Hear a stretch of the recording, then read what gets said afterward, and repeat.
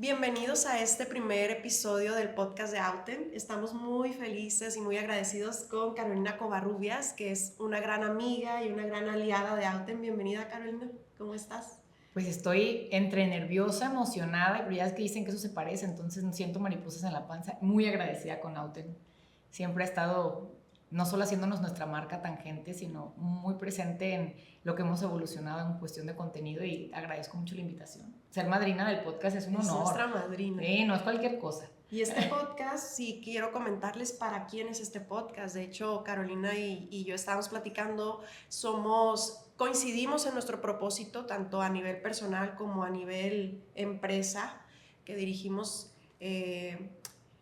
tanto Tangente como Auten. Queremos aportar a la comunidad algo de valor, algo que permita que las empresas puedan continuar en su consolidación, en su crecimiento, y por lo tanto, ¿para quién es este podcast? Para ti que eres empresario, para ti que eres un líder, un colaborador de una empresa o que participas en una organización, que quieres impulsar el crecimiento de la organización en la que estás. Entonces, bienvenido a este podcast. Y bueno, una presentación breve. Carolina es directora y fundadora de Tangente. Ellos se dedican al talento. Me gustaría que tú nos expliques un poquito nos compartas sobre la experiencia, qué es lo que hacen en Tangente y un poquito sobre lo que pues, te ha traído esta experiencia de ser parte de Tangente. Bueno, Tangente es una segunda edición de un negocio que veníamos haciendo muy bien, que era reclutamiento masivo, subcontratación, outsourcing. Cuando cambian las leyes, tuve como un momento de inspiración y dije, algo vamos a tener que hacer aquí porque no es suficiente enfocarnos en reclutamiento. Y nos enfocamos en reclutamiento un tiempo y experimentamos como un despertar hacia necesitamos trabajar con los líderes en temas de retención, de cultura, de vínculo, de confianza. Entonces, Tangente está en un proceso continuo de evolución porque me preguntan, ¿qué hacen? Depende de qué necesite cada cliente, pero lo que estamos enfocados es en detectar cómo podemos hacer que un fundador y un primer círculo deseen profundamente cambiar su cultura, que lo deseen de corazón, hacer una transformación de fondo, porque hemos tenido algunos clientes que, por ejemplo, me dicen, vamos a trabajar tema cultura con el equipo. No, lo tengo que trabajar contigo primero, porque tú eres la cultura. Entonces, Tangente hace todo esto que nos permite medir de manera muy específica el talento en cuestión de competencias y nos permite medir también si hay tierra fértil en la empresa para que ese talento se desarrolle, ¿no? Excelente. Y precisamente por eso es nuestra madrina en este podcast, porque hoy vamos a hablar sobre la cultura de empresa y cómo ésta se relaciona con el posicionamiento de una marca. Nosotros en Auten, como tú lo sabes, Carolina, pues estamos enfocados en la construcción y el posicionamiento de marcas, y esto está directamente relacionado con la cultura de la empresa. Me gustaría que compartamos qué es para ti qué es empresa. Por ejemplo, yo te puedo decir que para nosotros empresa es un grupo de personas que se unen y conspiran para mejorar el mundo, ¿no? Esa es la definición que en Auten tenemos de empresa. Pero para ti, ¿qué es empresa y también qué es cultura? De acuerdo a tu experiencia. Es interesante la pregunta porque voy a ser pues muy sincera, yo siempre he pedido mucha sinceridad a la hora de hablar. Para mí empresa es un grupo de personas que se reúnen con un objetivo en común. Generalmente si es una empresa tiene que ser crear valor y tiene que ser un valor tangible a través de la rentabilidad.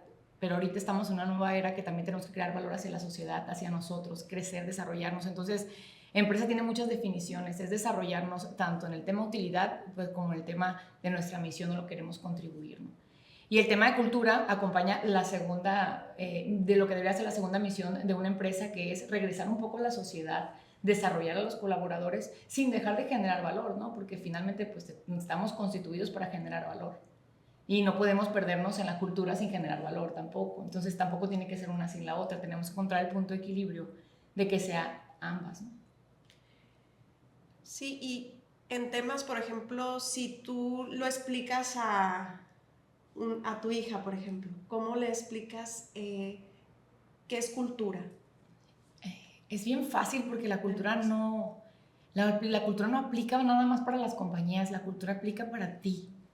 Y no hablo de cultura porque luego la confundes en un sentido cultural o intelectual y no tiene nada que ver. Es quiénes somos. La cultura es algo que no puedes ver, pero se siente. Cuando tú entras en un hogar, tú sabes qué tipo de cultura se vive en un hogar porque es lo que somos nosotros como familia. Yo le hablo mucho a Marion y le digo, tengo una pequeñita de casi 6 años, no hacemos eso en esta casa. En esta casa nosotros somos así, esa es nuestra cultura. Entonces nosotros tratamos de inculcar en lo que somos. Para mí la cultura precede al ser. Entonces culturalmente eres primero un ser completo que tú estás tratando de tener tus propios valores y luego te pones en una familia o en una compañía y estás conviviendo con los valores de otros y el conjunto de esos valores mezclados debería dar un buen resultado. Entonces la cultura es el ser. El ser. Y en la escala de valores, cuando yo estoy trabajando con directores generales, yo les digo, tú primero tienes que ser para hacer y después para tener. No puede ser a la inversa. Entonces la cultura es lo que somos. Y ¿sabes qué? La cultura define de manera silenciosa las reglas de juego de un equipo. Un equipo de forma literal sabe cómo se hacen las cosas ahí y si el equipo es de alto rendimiento, un jugador de bajo rendimiento sale disparado. Porque la cultura no permite que se integre.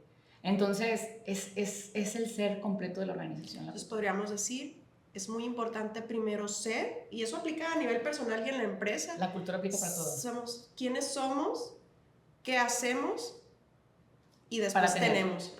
Que esa es la parte importante de las empresas, ser rentables para también poder multiplicar y dar más. Fíjate que alrededor de la marca nosotros tomamos 3 elementos clave, te lo comentaba hace un momento, que es la cultura, la imagen y la visión. Entonces, alrededor de la marca están esos 3 puntos.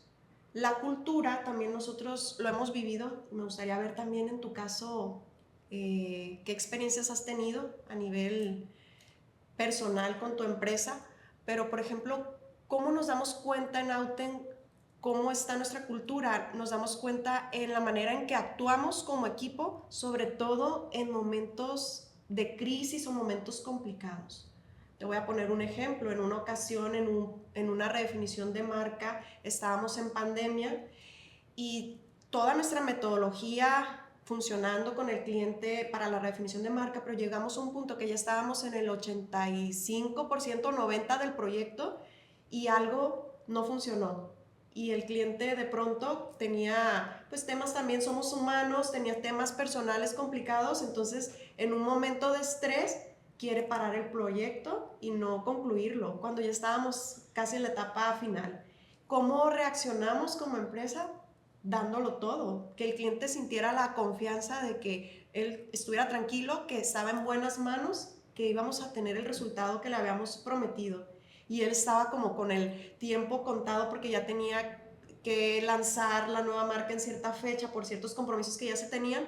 Y él decía, ¿cómo en 3 días me van a resolver algo que creo que no va a ser posible? Y tú confía, lo vamos a dar. Entonces, tenemos grabada esa reunión en la que hasta el cliente lloró, nosotros lloramos del resultado que obtuvimos, pero es cómo actuamos en ese tipo de momentos. Es lo que son.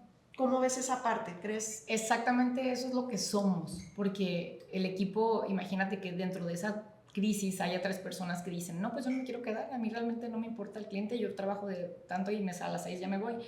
Entonces tú dices, no puedes ser jugador. Y no porque quiera que trabajes a la hora que yo quiera, simplemente porque necesito que te importe, porque aquí nos importa. Pero hay empresas que tienen pues una metodología de desempeño muy específica. Entonces el mismo equipo le va a decir a este jugador, no, porque entonces no te importa. Y yo requiero que te importe. Pero tampoco te va a importar nada más porque tú quieras que le importe, ¿no? Tienes que hacer una metodología de vinculación. Entonces, ese tipo de cultura se desarrolla y es lo que yo llamo el esfuerzo discrecional. El esfuerzo discrecional es un concepto en cultura que es cuando el colaborador está dispuesto a dar mucho más allá del mínimo necesario de rendimiento. Esa gente que dices, hay que resolverlo, porque no me puedo ir a mi casa si eso está pendiente, no me dejaría dormir. Y es algo que a lo mejor los líderes no conocemos mucho el concepto, pero ya que está presente dices, mira, este equipo trae esfuerzo discrecional. Es ese plus, esas ganas de darte algo que tú no se lo estás pidiendo, pero que ruegas a Dios que te lo den, pues por favor, ayúdenme a solucionar este tema. Y pasa mucho, Alba, que pasamos de un tipo de mando donde era puro mandar y controlar, mandar y controlar, mandar y controlar. Y luego ya empezaron los líderes a notar que la gente ya no quería ser mandada y controlada así de que haz esto y este momento. Entonces empezamos a hacer mandar y controlar sofisticado. Los líderes somos más preparados, ya tenemos maestrías, MBAs, hacemos IPADES, pero seguimos queriendo mandar y controlar al equipo. Entonces empezamos a darles con el mazo y con la zanahoria. Entonces te regaño y te doy un bono. Entonces la gente dice, bueno, parece que funciona. Es cuando llegaron los KPIs y el desempeño. Entonces tú dices a la gente, tú haces esta parte y te va a dar tanto bono. Y si no haces esta parte, te va el mazo. Entonces la gente tampoco ya no quiere eso. La gente quiere que confíes y lo inspires. Entonces estamos ante una nueva generación donde si tú tienes esfuerzo discrecional, como el ejemplo que me acabas de poner, quiere decir que el equipo está inspirado y que además tiene confianza el uno con el otro. Y ese es el momento donde el esfuerzo discrecional sale. Nada más que no es tan sencillo generarlo. Hay líderes que lo generan de manera natural y habemos unos como yo que los tenemos que estudiar como si fuera una ciencia, porque no es natural en mí y tengo que desarrollarlo. Y ahí es el tema cultura. O sea, ahí es. El tema cultura no es el desempeño per se, porque dices, oye, este colaborador se contrató para vender 100 y vendió 100, está haciendo muy buen desempeño. Y si te hubieras metido a vincular con él de manera muy específica, coacheándolo, desarrollándolo, a lo mejor tú puedes haber vendido 300.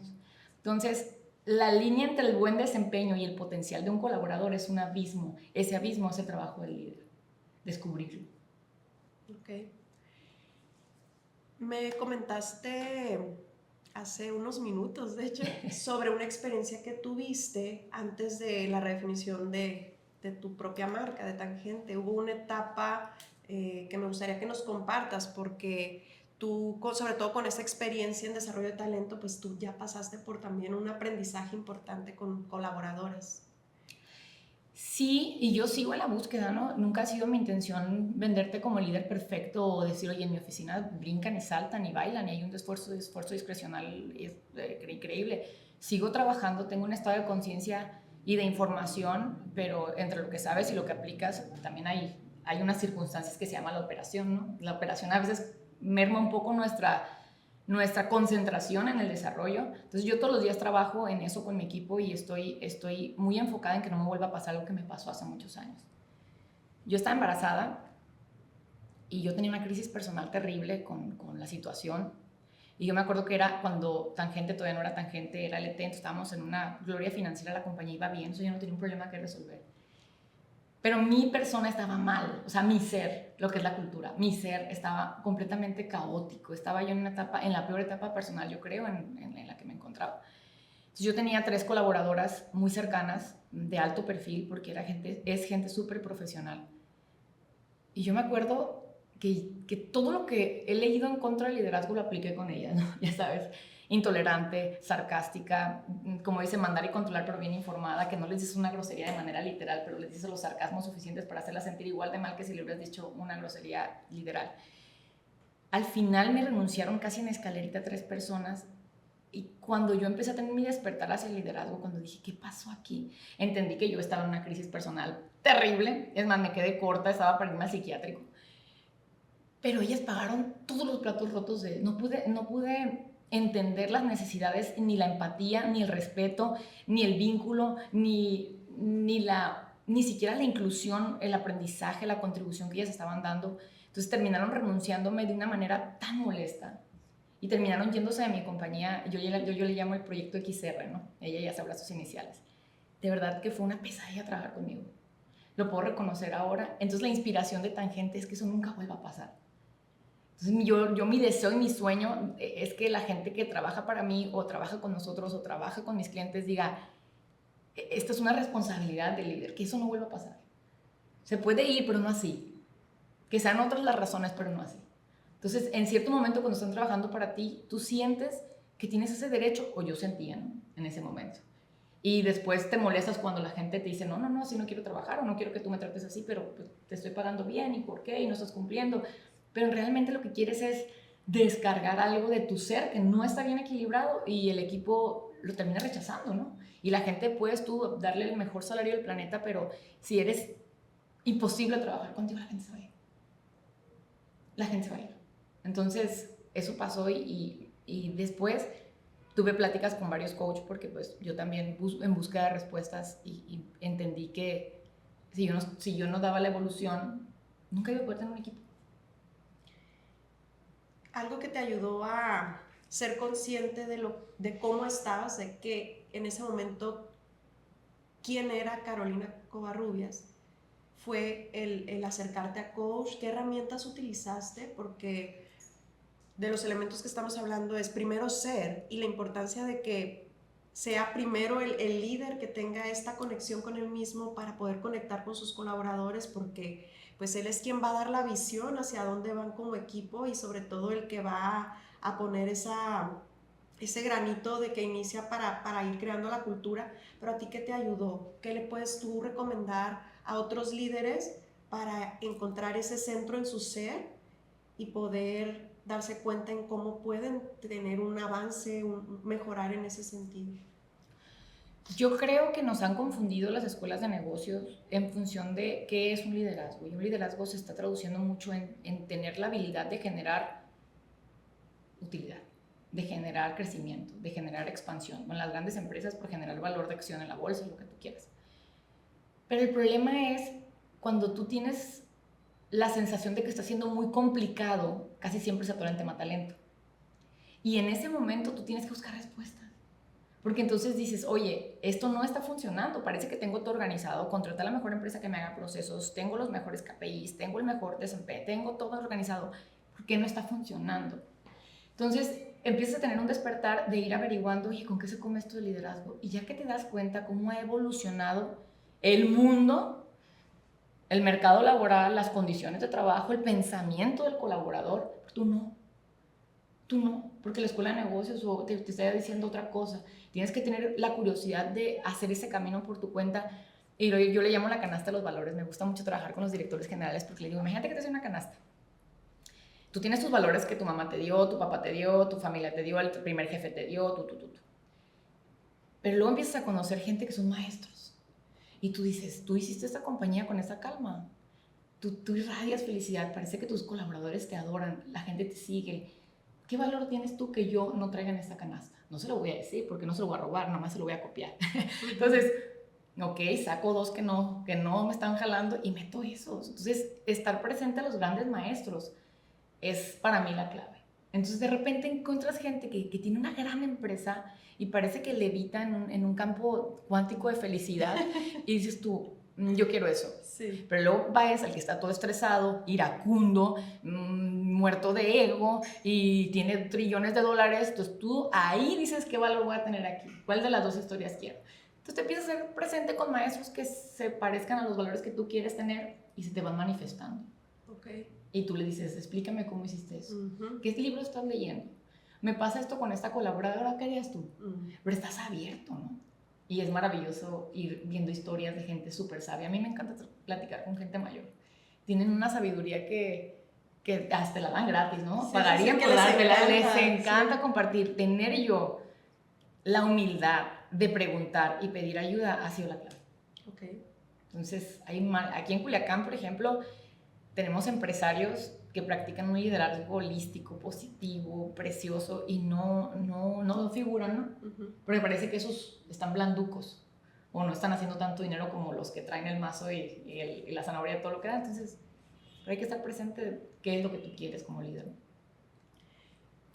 Ser consciente, ser humilde, ser curioso. Y tener conciencia de que tienes esa canasta con tus propios valores, pero que también tú puedas decidir con qué valores en este momento, porque siempre estamos evolucionando, en este momento estos valores sí me sirven, estos no, cuáles voy tomando de otros empresarios de los que puedo aprender que son... Y de la gente, Alba. La gente te enseña muchísimo, los niños te enseñan muchísimo. Son maestros. Los niños son maestros porque la manera en la que ellos se relacionan, donde ya no traen ego, no traen nada, solo traen unas ganas de convivir. Tú pones 5 niños que no se conocen a jugar y en un segundo arman un proyecto. Uh-huh. ¿Por qué a los adultos nos cuesta tanto? Uh-huh. O sea, los niños aprenden uno mucho de la lectura, híjola. Yo, la verdad que si algo recomendaría al mundo entero es lee. Alguien ya la regó en lo que a ti te está pasando y escribió una historia, ¿cómo no volverlo a hacer? Hay miles de historias que nutren, entonces aquí está la respuesta que necesitaba. Así es. Ahorita que comentas lo de la canasta me encantó también porque nosotros hacemos esa analogía también con una marca. Una marca, imagínate que es una canasta con frutas.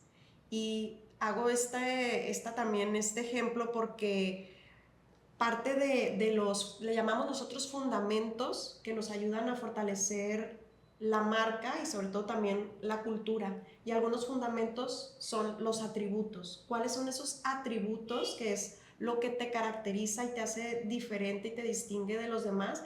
y que los tienes dentro de esa canasta. Por ejemplo, hablando de una marca que tiene 3 atributos muy, muy distintivos, que es Apple: la innovación, facilidad de uso y belleza. Entonces esos atributos son un núcleo para tomar decisiones para nuevos productos que diseñen. Siempre tienen que ser productos innovadores, tienen que cumplir con esos atributos, y eso lo comunican y se percibe en todo lo que ellos están compartiendo.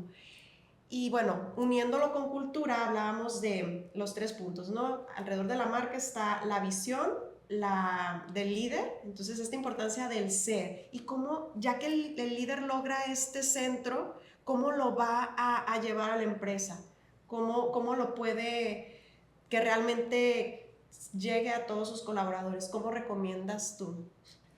Pues el liderazgo es la rifa del tigre, ¿no? La verdad es que nadie sabe. Todo el mundo quiere la silla hasta que llegas y dices tú, children, todo esto es, sí. Y tengo que inspirar a esta gente, sí.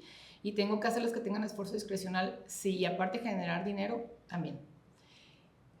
Yo creo que el líder debe ser muy coherente en nombrar aquello que no es. Entonces tú de repente tienes una consultoría y te definen tu misión, tu visión, tus valores, y lo dices agilidad, innovación, y el líder lo pone en la entrada de su negocio, y la gente sabe que no eres ágil ni eres innovador. Y sí, ¿qué sí eres? Porque algo te llevó ahí, ¿no? O sea, por algo estás ahí. Yo siempre le digo, si ya me pudiste contratar es que por algo estás aquí. La cosa no está mal. ¿Qué sí eres? ¿Qué sí? Ese es tu valor. ¿Y qué quieres llegar a ser? Pero nómbrale al equipo. Estos 3 todavía no somos, pero queremos movernos para allá. Pero no se los digas que son valores que no estás viviendo, porque entonces parece una información incongruente para la cultura de la organización. Pero cuando el líder empieza a ser un líder que permite la vulnerabilidad y dice, la verdad, a mí me encantaría ser innovador, pero tengo 2 años que no he innovado absolutamente nada, ni hemos tenido una reunión al respecto. ¿Qué les parece si trabajamos sobre este valor? Y el equipo dice, me late. Pero a lo mejor también el equipo te dice, oye, no estás poniendo ahí que somos tremendamente cálidos en el servicio, y somos, ¿ok? Entonces, de repente nos confundimos en tener valores muy aspiracionales, misión o visión muy aspiracionales, y está bien, el corto plazo hace el largo plazo, pero esos a lo mejor son de largo plazo. ¿Qué si vives hoy? ¿Qué pasito vas a trabajar mañana en la canasta organizacional para sacar? Y hay una parte muy importante, esos son ventajas competitivas a largo plazo. Los valores bien vividos, implementados y hechos en una organización te ponen adelante. Te voy a dar un ejemplo. El otro día me marcó alguien de American Express y me dijo, Carolina, te hablo de American Express, ¿cómo estás? Y yo, American Express. Bien, gracias. Tenemos una promoción para ti, te queremos decir, pero de una manera tan informal. Y en ese momento colgué y dije, American Express jamás hablaría así. Cuando te habla alguien de American Express hay un protocolo que se siente cultural, tienen una manera de entrenarlos que te hace sentir confianza, bajas las barreras, empiezas a soltar información y te dicen todos los datos necesarios para que te asegures que son ellos. Te dicen, gracias por ser nuestro socio de hace 7 años, 4 meses, 3 días, agradecemos mucho tu confianza, la última adquisición que hiciste tal día. Es American Express. Entonces, por eso los otros bancos son tan vulnerables a muchas veces a que alguien caiga en un tema de fraude, porque no los puedes identificar. Entonces yo dije, esta llamada jamás sería América. Y efectivamente, era un número conocido, perdido en el universo. ¿Cómo es eso? Es la cultura, es la marca. Entonces yo ya lo sé y lo puedes sentir. Entonces evitas empiezas a identificar inmediatamente. Y este ejemplo que das, a mí me gustaría especificar los puntos que son fundamentos. American Express tiene un arquetipo de personalidad muy clara que tú como usuario lo identificas, tiene un tono en el que te habla, tiene un storytelling, así es, tiene una historia que te cuenta. Entonces, todo eso no es por casualidad, es porque realmente es algo que lo tienen definido y lo tienen, se expresa. La imagen que dan las compañías es lo que percibe la gente, sus usuarios, y tú lo tienes muy claro. Por eso para ti fue muy claro. Tú no eres American Express. Tú American Express no hablas así. ¿Algún ejemplo de una marca que para ti sea un gran ejemplo, cómo la cultura, impulsar la cultura, fortalecer su cultura, ha sido un impulso para esa compañía? Para mí, la historia más increíble de transformación a través de la cultura la dio Satya Nadella, el líder de Microsoft, entró el 2014, fue el tercer CEO de la compañía. Y este señor lo que hizo fue agarrar una compañía que muchos le auguraban la muerte, o sea, que iba a ir poco a poco perdiendo su valor. Pero él había estado haciendo algo muy importante. Era un ingeniero de la India que trabajó toda su vida ahí desde que llegó a Estados Unidos. Cuando ya lo pasan a ser CEO, él tenía como de, creo que es como desde el 94, entonces yo creo que él ya traía mucha querencia por la compañía. La querencia se va desarrollando. Para que tú puedas dirigir una compañía tienes que amar. Y amar lo que haces y querer profundamente. Después del 94 al 2014, imaginen todos los errores operativos que él fue viendo dentro de la organización, que dijo, esto debería ser diferente. Cuando llega a la cima de la organización, hace los cambios más ágiles que se han visto en temas de tecnología. Es la empresa más valiosa del mundo. De ser casi hacia la quiebra, ¿no? Cuando él fue nombrado CEO, las acciones subieron un 7% el mismo día, lo que pasó a Starbucks, ¿no? Que es tan importante cuando viene alguien a renovar el talento que las acciones suben. Y ellos, pues, ese es el rendimiento que ellos dan. Entonces, este señor vino y se instala en Microsoft y dice, estas líneas de mando se van. Porque tanta burocracia dentro de una compañía se come la cultura y la cultura se come la estrategia, así de fácil. No podían innovar porque estaban burocratizados. Y una empresa de tecnología que no innova, pues es la muerte. Entonces, él destapó todas las posibles situaciones donde la gente no tuviera la libertad y la franqueza y el derecho de expresar un producto, una innovación. Y se enfocaron y se enfocaron y se enfocaron, pero todo fue a través de la cultura. Una cultura abierta, de comunicación clara, abierta y honesta, con permiso para la franqueza. Y ahí hay un tema que yo lo he traído muy presente en Tangente, que lo estamos estudiando muy fuerte, que es la seguridad psicológica. Ya te había hablado de ella, ya ha habido temas donde son un conjunto de acciones que hacen que los equipos tengan alto rendimiento y está basado en cómo nos sentimos trabajando entre nosotros. Entonces el líder tiene que provocar no solo traer jugadores individuales, y Satya lo detectó, sino cómo trabajan en conjunto. Entonces esta parte él la revolucionó y la empresa ha tenido un desempeño económico, es más, es la empresa más valiosa del mundo. ¿Cómo lo hizo? Ya iba atrás, ¿no? En innovación, y la alcanzó, y la alcanzó, y la alcanzó, y la sobrepasó, y siguió. Y todas las conversaciones de él se tratan de cultura y talento. Nunca habla de tecnología. Porque cuando él entiende que la tierra fértil de la cultura da, la innovación sale. La seguridad psicológica, la cultura es como la tierra de la innovación. Una cultura donde no tienes permiso para hablar, donde no tienes permiso para decir lo que piensas, donde el líder es un líder parco que no te escucha, ¿cómo vas a innovar? La innovación tiene mucha experimentación y si no tienes permiso para hablar, mucho menos para echar a perder algo, ¿no? Entonces, la base de él fue eso y imagínate, pues, está en la... Sí. Tengo entendido que antes de que él entrara como director, había un ambiente tóxico porque había mucha competencia, mucho individualismo, no colaboraban, No. poca flexibilidad al cambio, ¿no? Entonces ya Muy cuando él poca. entra, incluso la compañía empieza a hacer colaboraciones, a abrirse ya también a temas de la nube, todo ese tema. Antes eran como una compañía que era percibida como una compañía obsoleta. Iba hacia la obsolencia. Oye, ayer estaba platicando una persona con la que tengo coaching cada semana, yo se lo doy a él, y me dice, ¿qué está pasando con los líderes de la India que están trayendo CEOs de tantísimo nivel? Porque, por ejemplo, Indra Nooyi, que dirigió PepsiCo muchos años, que ya no, y le digo, yo creo, eso es algo basado en mi intuición, ¿no? La gente de la India tiene un equilibrio hermoso entre el ser y el hacer. Son tremendamente espirituales la mayoría. Tienen unos valores muy sólidos acerca de la disciplina, el comportamiento, la familia.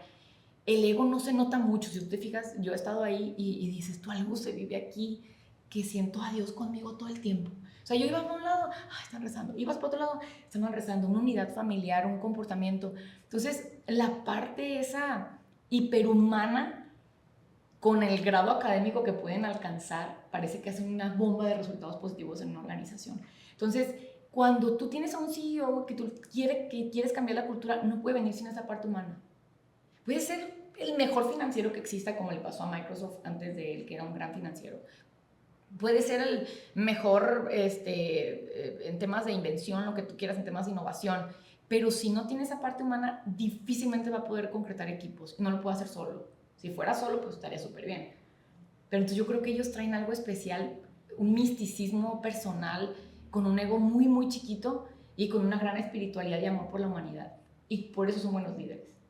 El buen líder empieza por realmente te interesa la persona. Un interés genuino. Un interés genuino por la poner en el persona. centro a la persona. Pues ponerlo en el centro y decir, esta persona a lo mejor trabaja para mí, pero tiene todas mis mismas aspiraciones. Quiere ser visto, quiere ser reconocido, probablemente tiene hijos al que ama, tiene padres, quiere disfrutar sus vacaciones, no quiere venir a trabajar en su cumpleaños, quiere hacer todo lo mismo que yo.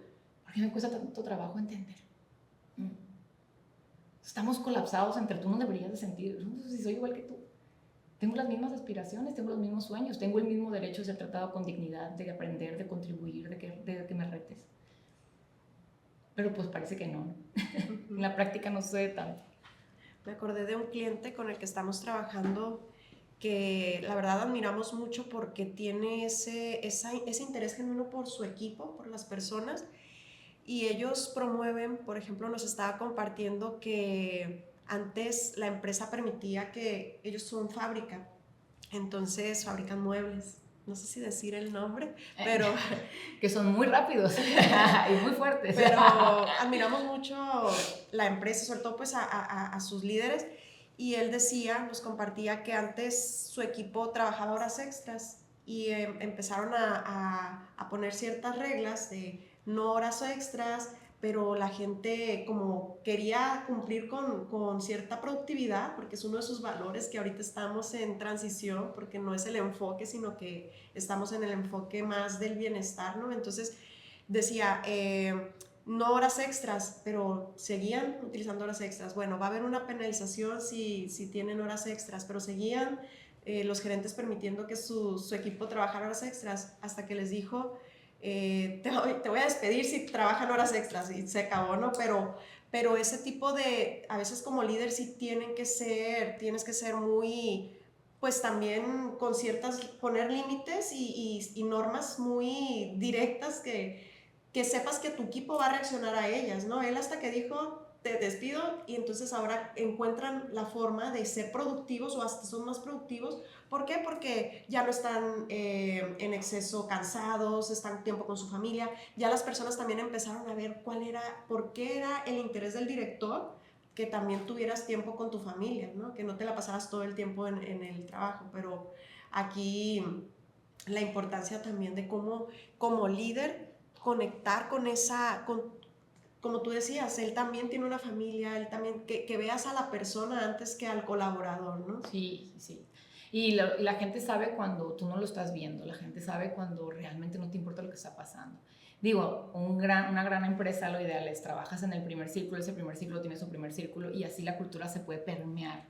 Que cada líder esté trabajando en que te importe. No es un trabajo sencillo, ni es un trabajo de la noche a la mañana, pero el intento genuino de iniciarlo debería ser una manda para todos, ¿no? Los que queramos ir a esta transformación. Y hay algo importante ahí, Alba. Es la primera vez en la historia que la gente tiene libertad absoluta para elegir lo que quiera. La gente puede, digo, yo siempre me vacilo con esto con mis clientes que digo, ahora resulta que la mayor competencia de nosotros los empresarios es un chavo hippie en Tulum con una laptop. Esa es mi competencia. Ahora están produciendo dinero, ideas, innovación, en una libertad absoluta se pueden ir. Ahora, la gente está eligiendo y no me cabe en la cabeza que no quieran elegir la seguridad que yo le estoy ofreciendo en mi trabajo. Claro que no. Quiere libertad, quiere inspiración, quiere contribuir, quiere un proyecto que le piquen las manos por hacer. Y tú quieres que cambie, ya no traen la idea de la pensión, de la casita que pueden sacar poco a poco. Algunos sí, ¿no? Y las empresas parece que se los andan peleando porque esos son como muy estables. Pero te voy a decir yo, tú y yo tenemos hijas casi de la misma edad. ¿Qué les vas a decir a tus hijas del futuro? Quédate a trabajar en una empresa y consigue una pensión y así. No, lo que queremos es decirle, ve y de aquí, de allá, y viaja y haz, y sueña y baila, y que no seas infeliz, sé profundamente feliz en los trabajos, busca inspiración, porque ya la conseguimos nosotros. Entonces la generación que sigue de nosotros es una generación con otros intereses. Nosotros ya somos una generación con otros intereses. Ya somos hijos de padres que dieron todo en una compañía y que fueron a lo mejor infelices y lo vimos y dijimos, yo no quiero esto para mí. Sí. Me ha tocado platicar con segundas generaciones, hijos de empresarios, que así directamente me dicen, es que mis papás dieron toda su vida en la empresa y yo no quiero eso. Y parece que el papá no lo puede entender, ¿no? O sea, ¿cómo es posible? No, y hay un dicho que me encanta que dice, quien cambia la seguridad por la libertad no merece ni una ni la otra. Entonces, la gente quiere libertad y nos está revolucionando la vida entenderlo. Y yo tengo muchos clientes que me dicen, es que parece que los chavos no quieren trabajar. Parece que no quieren trabajar. Es que sí quieren, pero de otra manera, ¿no? Y yo les digo, mira, repite después de mí. Los chavos no quieren trabajar contigo, conmigo. Ponle conmigo para que tome responsabilidad sobre el hecho de que quieran trabajar contigo. Sí quieren trabajar, pero no quieren trabajar a cambio de nada más el mazo y la zanahoria, ¿no? Un bono y un regaño, un bono y un regaño. Quieren que los inspires. Está difícil, porque algunas veces pues, no encontramos ni siquiera inspiración para seguir o entre la productividad o el día. Nada más que esa es la nueva era en la que llegamos. Y ese es el nuevo equipo que va a haber, y es la nueva gente, y es el nuevo talento. Entonces, claro que quieren trabajar, nada más que no quieren trabajar contigo, que eres un líder arcaico con ideas de 1933. Pues no, ellos evolucionaron y luego los metemos a trabajar en una cultura multigeneracional, donde a veces ya están 5 generaciones conviviendo y prácticamente les queremos decir, oye Juanito que tienes 20 años, lo ideal para mí es tú seas como Pedrito que tiene 60, porque él sí es un buen colaborador. Tú que quieres home office, que quieres viajar, que quieres venir en playera a la oficina y en chanclas y en esto, no. Y además, siempre estás queriendo mejorar los procesos y eso no nos gusta. Aquí se hacen las cosas así y a las 6 sales y comes de 2 a 4 y con eso ya. Entonces la gente dice, ¿no quieres? Y eso me parece casi indecente porque los clientes, tú sientas a empresarios de 60 años y la conversación es, los chavos de ahora no quieren trabajar conmigo. Hay que ponerle nombre. Claro que quieren trabajar, tomar la responsabilidad. Ok. Y ahorita tocas un punto muy importante, creo que les podemos compartir a quienes nos están escuchando y viendo, cómo podemos llevar esto de una forma práctica a la empresa, qué estrategias, qué acciones podemos llevar a cabo.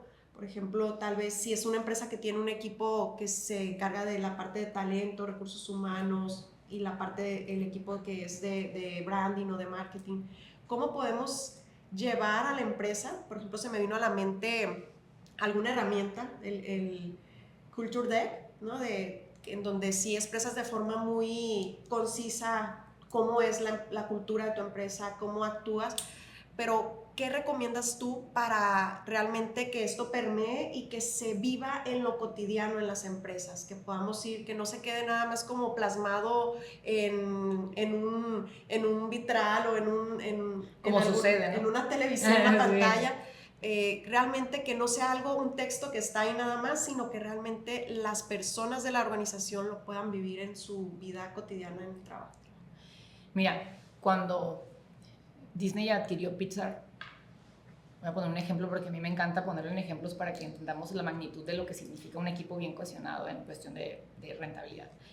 Pero la gente luego piensa que esos temas son pues temas que no generan más que gasto, ¿no? Y no generan realmente un tema de negocio. Y pues las estadísticas a nivel de compañías que tienen prácticas muy buenas de liderazgo y de cultura son abismales en resultados. O sea, acabamos de hablar de Microsoft. Cuando Disney adquirió Pixar, dijo Disney, fíjate, Pixar era pionero en la tecnología donde hacían estos dibujos animados nuevos, una tecnología nueva. Pero la ventaja competitiva de ellos pues no era la tecnología, porque ya cuando ellos sacaron la primera película ya había 3 niños de 18 años haciendo la misma tecnología con un software incluso superior, puede decir. ¿Qué era lo verdaderamente importante de Pixar? La creatividad de la historia. La historia, no la tecnología. Entonces, cuando Disney compró un equipo creativo. La tecnología puede ser X, la puedes copiar y ahorita te la pueden vender. Tú puedes hacer tal dibujo animado que tú quieras. ¿Cómo logras que tu equipo creativo valga esa cantidad de millones de billones de dólares? ¿Cómo lo logras? Pues con cultura. Entonces, Ed Catmull entendió que lo importante no era, y siendo ingeniero y el que le movía el software, lo importante era cómo lograba que el equipo tuviera un nivel tal de confianza, franqueza, que pudiera desarrollar la mejor historia posible que el software dibujaba. Entonces, ese tipo de adquisiciones que se hacen nos dan la idea de lo que significa liderar desde una trinchera muy presente en la gente. Entonces, cuando yo estoy trabajando con alguna empresa que te dice, oye, es que queremos cambiar esto, ¿queremos o creemos que es necesario, nos gustaría? Porque querer significa reaprender completamente todo. Me cuesta trabajo a mí que me dedico a esto, me cuesta trabajo a mí el día a día con el cambio de cultura, me cuesta trabajo, tengo toda la información posible y todavía la operación te come la intención.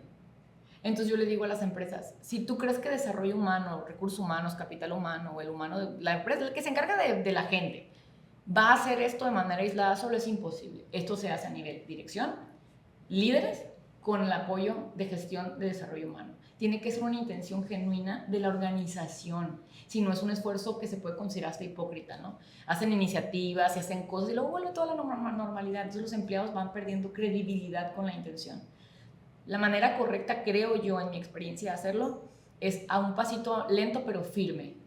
Y en la transformación de la mentalidad del líder. Si el líder entiende que lo que ha venido haciendo funcionó, pero ya no, y tenemos que evolucionar el estilo de liderazgo hacia un estilo de inspiración y de confianza, por ahí es donde se puede dar resultado. Pero no es un tema de procesos o de metodología o de revisión 360 o de feedback uno a uno. Es un nivel de conciencia permanente en cada uno de los líderes de la organización. Primero tienes que hacerles entender, de verdad esto es importante. Si no crees que es importante, no tengo nada que enseñarte. ¿Para qué quieres un programa nada más burocrático o algo que debe ser tan de gozo o tan inspiracional para la organización? Entonces tienes que trabajar en que haya un deseo profundo porque tienen que ver los beneficios, ¿no? Así es. Como comentas que no se trata de proceso solamente, ni de que sea algo que a nivel directivo lo tengan claro, sino que lo deseen y que lo quieran llevar a toda la organización. A nosotros nos ha tocado colaborar con equipos directivos y su equipo de recursos humanos para permear esto, y te lo comparto aquí con nuestra audiencia, que es muy importante para alinear la cultura y también pues con los colaboradores. Los colaboradores son nuestros principales clientes, nuestros principales usuarios. Y es lo que nos ha funcionado a nosotros es, una vez que ya está claro lo que somos, lo que queremos hacer y lo que queremos tener, ¿no? Toda esta parte que dijimos al principio, pues eso, ¿cómo lo voy a llevar a todas las personas? Lo que nos ha funcionado es a través de estrategias que se acompañan con campañas internas y a través de contar historias para que sea creíble. Como tú, por ejemplo, como director o como gerente de tal área, tú llevas este valor, que es, por ejemplo, hablar siempre con la verdad, es un valor de un cliente, cómo tú en tu puesto lo pones en práctica. Entonces, contar esta historia, que realmente sea algo que estén viviendo y que los demás puedan tomar de ejemplo, ¿no? Eso es algo que nos ha funcionado, porque una herramienta que podemos tener a la mano para no tenerlo nada más como algo teórico, sino llevarlo a la práctica, es tener conciencia de la pirámide que te decía hace unos minutos, de la pirámide de compromiso de las personas con nuestra marca. Es una pirámide en donde el nivel básico es la satisfacción, en donde solamente, por ejemplo, un colaborador está satisfecho por trabajar en la empresa porque recibe un salario, recibe ciertos beneficios, prestaciones, pero no tiene una relación, una conexión más allá con la organización. Pero cuando ya le empiezas a compartir sobre los valores y él comparte el propósito, por ejemplo, puedes subir al nivel de confianza, en donde en la confianza, pues él también tiene esta actitud de proponer, sabe que puede crecer en la empresa, confía que está en la empresa ideal para su crecimiento. La integridad, en donde también ahí ya tiene una conexión más profunda, y lo comparto porque es también una herramienta práctica que podemos llevar. En el orgullo, cuando los colaboradores se sienten orgullosos de ser parte de la organización y que incluso hasta parecen que son nuestros reclutadores, porque nos traen a más personas igual de talentosas y comprometidas. Y le dicen, vente a trabajar porque de verdad es un buen lugar para trabajar. Así es. Es la mejor. Y la pasión, que es como lo que le pasó al director de Microsoft, que cuando realmente conectan con el propósito de la organización, que es ahí contar la historia, el por qué existimos, más allá de ser una empresa rentable, que es súper importante, pero qué es lo que hacemos que transforme mejor a nuestra comunidad, por ejemplo, por qué somos la empresa que somos, hacia dónde vamos. Entonces, cuando la gente llega a la pasión, es cuando podemos tener colaboradores en todos los niveles que realmente impulsen y empujen al crecimiento de la empresa. ¿Qué opinas sobre eso? Sobre este recorrido. Híjole, es un recorrido difícil.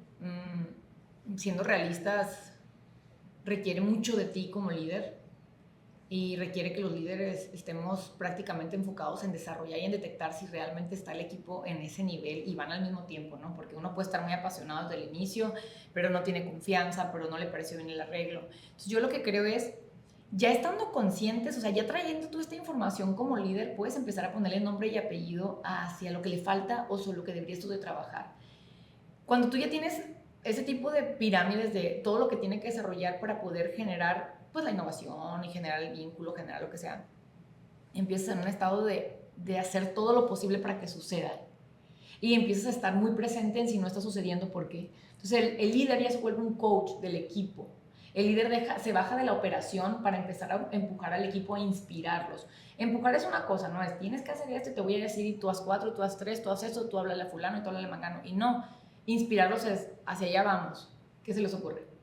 Y la gente empieza a trabajar. Entonces, en la nueva era nos cuesta trabajo porque parece que tendríamos que regresar a aprender todo lo que nos dijeron en la escuela de negocios, pues todo que era medido, específico. Me encanta porque ahora que estuve en Los Cabos estaba un ponente ahí que se llama Luis Olachea, que es un excelente y brillante director de desarrollo humano, en un hotel de alto lujo en Los Cabos, el más alto lujo, imagínate el vínculo que tiene que tener, y dijo que el nuevo KPI, ya ves que el KPI era la medición experta del rendimiento, ahora el nuevo KPI era Keep People Interested, que tendrías que tener a la gente interesada. Eso no es sencillo, pero debe estar. Entonces ya no era Key Performance Indicator, no era Keep People Interested. Me encanta. En traer a la gente interesada, híjole, pues si ojalá fuera tan fácil, pero tengo que tenerlo presente. Ajá. Y además tengo que entender cuando alguien no está jalando, en qué etapa de esa pirámide se me perdió. Okay. Ya no confía en mí, hice algo. El líder, yo le digo mucho a los clientes y a mi equipo, la gente no deja palabra sentida, ni acción. El líder está siendo observado 24/7. Si tú en una junta se te ocurre decir un comentario medio sarcástico contra Juanita, olvídate, Sí, se lo tomaron es en el cuenta. más observado, ¿verdad? El más observado. Si tú lograste decir, es que me parece que la mamá, aunque no se le haya dicho a esa persona, él dice, entonces eso de que somos equipo y eres muy bueno y eres muy respetuoso, ¿verdad? Que no es cierto, nada más cuando están jalando las cosas. Entonces cuando no están jalando puedes darle a Juanita en la cabeza. Entonces tú no eres de confianza, yo ya no confío en ti. Entonces tus esfuerzos se pierden. Entonces yo le digo, tienes que elegir ser con todas las ganas, porque cualquier esfuerzo que tú hagas en una pérdida de la cordura, en una junta donde tengas un muy mal resultado de algo, puedes darle para atrás años de cultura. Entonces tienes que tener mucho cuidado. Y luego hay un ejemplo bien práctico. Pues que traemos la información, tú ya la traes, ¿no? Pero si, por ejemplo, aprender a hacer el liderazgo es como aprender un nuevo idioma. Estás aprendiendo un nuevo idioma y estás hablando japonés bien fluido, ya el liderazgo de la nueva generación es lo tuyo, todos los días hablas de eso. Entonces imagínate que cuando estás aprendiendo un nuevo idioma, estás en Japón, hablas japonés, pero estás poniéndole un martillo así y haces tuk, tuk, tuk y te agarras los dedos. ¿En qué idioma vas a maldecir? En tu idioma materno. Ajá. Ese idioma materno es la escuela que traemos de liderazgo, o sea, traemos la información, pero lo que sale de nosotros a la hora de la acción es más fuerte, y lo dijo ahorita Stephen R. Covey en su último libro que se llama Confiar e Inspirar, dice, tienes que tener mucho cuidado de que el cambio sea profundo a un nivel de que si te das cuenta, imagínate darte con el martillo, es como cuando un resultado es bien negativo en una junta, entonces tu primera intención, la natural, para la que estás tú programado, es para decir todo lo contrario a lo que has aprendido de liderazgo. Entonces, hacerte presente en esos momentos y agarrar todo tu ser y decir, no, me voy a poner aquí. Esa es la labor del líder. Para mí, eso sería la máxima transformación, ese estado de conciencia de, y doy reversa y transformo, porque la intención es transformar, es desarrollar. O sea, agarro un colaborador en un punto y le digo, ¿qué puedo hacer contigo? ¿Qué puedo hacer para ti? ¿Cómo te puedo servir mejor? Y luego, dicen que las cuatro palabras que son el regalo más grande que existe para una persona es decirle, yo creo en ti. Yo creo en ti. Y rara vez te vas a equivocar si genuinamente crees en él, ¿no? Pues yo regreso con esto que me parece súper potente, no sé, esa frase, yo creo en ti. Me regreso a lo que dijimos al principio, el ser para hacer y tener. Entonces, creo que tenemos una gran oportunidad y algo que podemos, todo líder le encanta, es curioso y le encanta aprender. Entonces yo me llevo eso como un gran regalo, todo esto que hemos reflexionado, pero para poderle decir a la persona, yo creo en ti, tenemos que creer también nosotros en nosotros. Tiene que ser genuino. Me gustaría invitarte a que nos des un último mensaje, con qué te gustaría cerrar para, pues podríamos seguir hablando, pero queremos hacer este episodio por episodios, después grabaremos otro. Oye, qué cortito se me hizo, ¿no? Según teníamos un chorro de preguntas. Creo profundamente que los sinaloenses, y voy a hablar de mi tierra, tenemos toda la oportunidad del mundo por desarrollar ese tipo de innovación. Y estamos a un líder que se quiera convertir en lo que su gente necesita para lograrlo. Yo creo que el interés genuino de transformarnos ya debe estar en una conversación permanente. Esto es lo más importante. Acabo de estar en el WOBI en la Ciudad de México y el tema fue talento, y estás en otro foro de negocios y el tema es talento. Está ahí por algo, porque tenemos que enfocar toda nuestra energía en el desarrollo del equipo, ¿no? Entonces, pues mi mensaje es, hagamos a Sinaloa extremadamente competitivo a través de la conciencia y la práctica eficiente de esto.